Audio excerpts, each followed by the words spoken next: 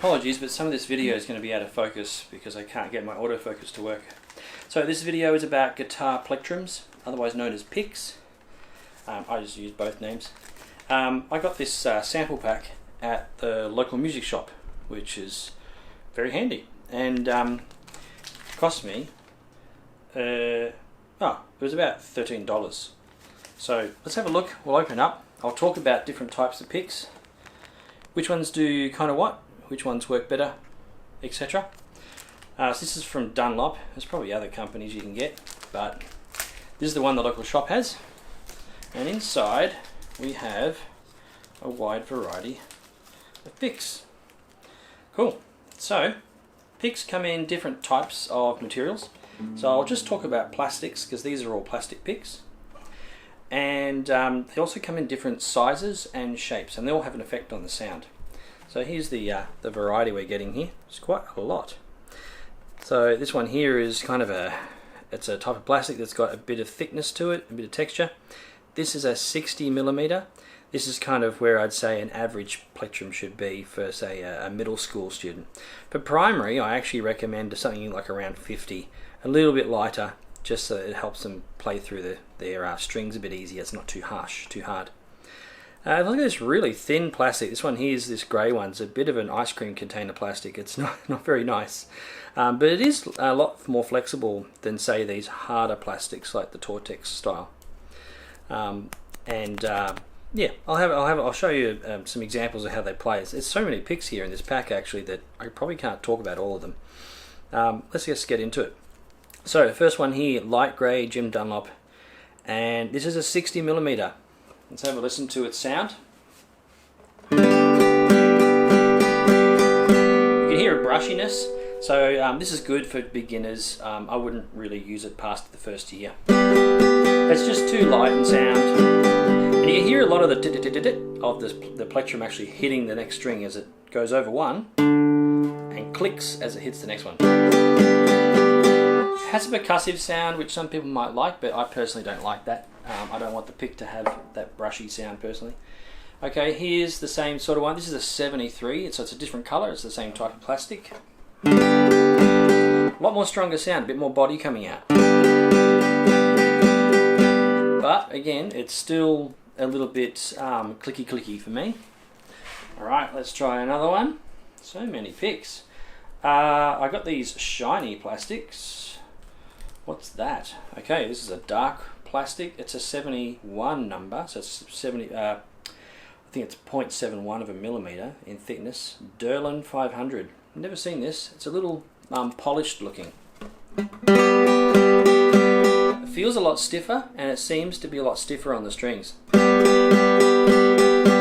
Might make a good one for playing melodies or bright sort of sounding things. Little articulate stuff.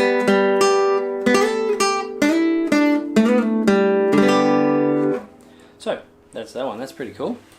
That's actually quite useful, I think, as a colour, a tonal colour.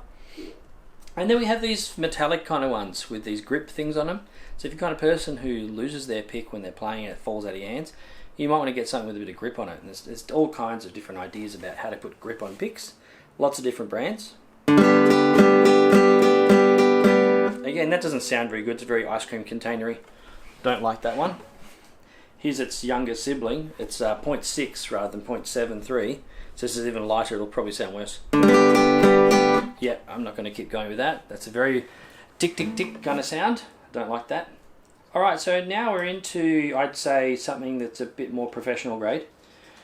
These are tortoise style plastic, so they have this multicolour facet. This is the thin and this is the medium. We'll start with thin.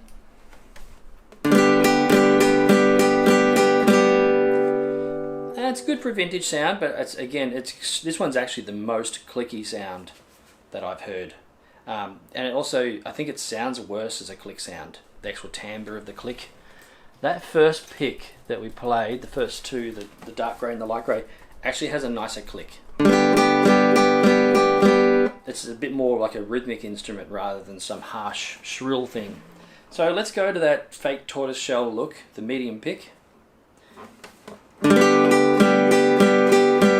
Less clicky, but still got that annoying timbre to it. I don't like it. like these picks. I think people like the way they look and they just don't really know any difference in the sound. So I'd avoid that one, personally. What else we got? This material that's coming up now is actually really nice plastic. Nice plastic. But they do make a good sound. They got a lot more rigidity to them. They have a good grip until you get really sweaty, like a bit of your oil sweat in your fingers and you're playing like a live band for hours. Oil sweat in the fingers, then they get that glide. They can slip out of your hands when it gets like that. But generally, for just jamming with your friends in an air-conditioned space, I've always found them to be fine. So let's go through them. We've got the 58, which is very thin, but it's a much more rigid plastic and it's kind of got a buff texture, a bit of texture to it. It's like a soft buff texture. That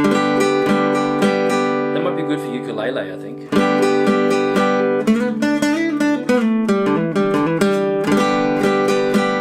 Again, way too clacky for me.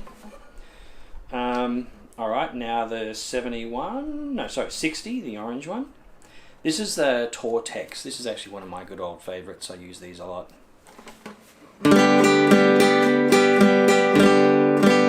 That's a nice sound. Very generic sounding, but nice. Here's the 73 of that, a bit thicker.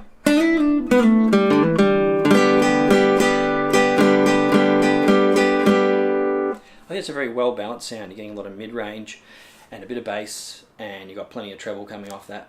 So the 73, I do like the 73. I've always been using those since I was young.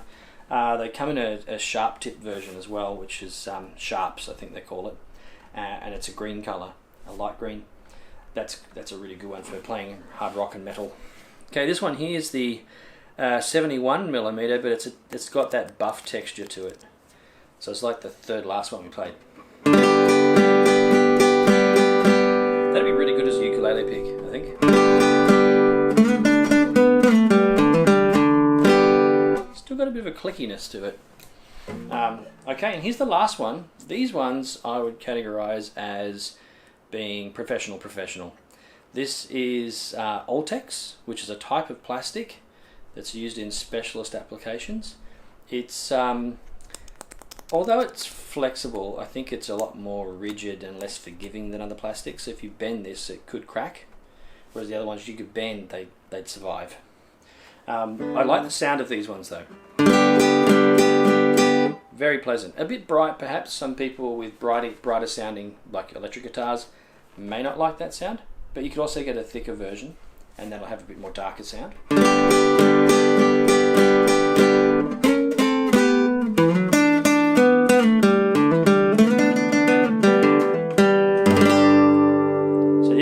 That's my pick, as in that's my pick of the picks. Haha. It's the Dunlop Ultex, and this is a 60. It's probably good if you're starting out middle school, primary school, and you want to brush through, or just get the sample pack and find out what you like. Cool.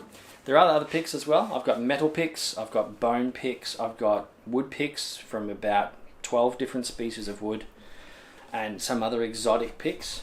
And my favourite is actually a type of plastic called Perspex. They're a little bit hard to find, but it's a really rigid plastic. There's no forgiveness or flexibility in it, even with the thin versions of it. But it has a real good grip on the string, so as you're passing through, it actually tends to grab the string and really tug the string along, so you get a big fat note out of it. It's probably not for all styles of playing, because when I play with a pick, I usually play like fusion rock, where I really want lots of strong lead notes and things. It's not something for like folk strumming. For that, I actually do use the Ultex picks, but in the 0.73 of a millimeter version. Okay, that ends our expose on guitar picks. It's already almost 10 minutes. If you want any follow-up videos on guitar picks and maybe how they work with electric guitar, let me know and I can make one of those videos too. Happy strumming!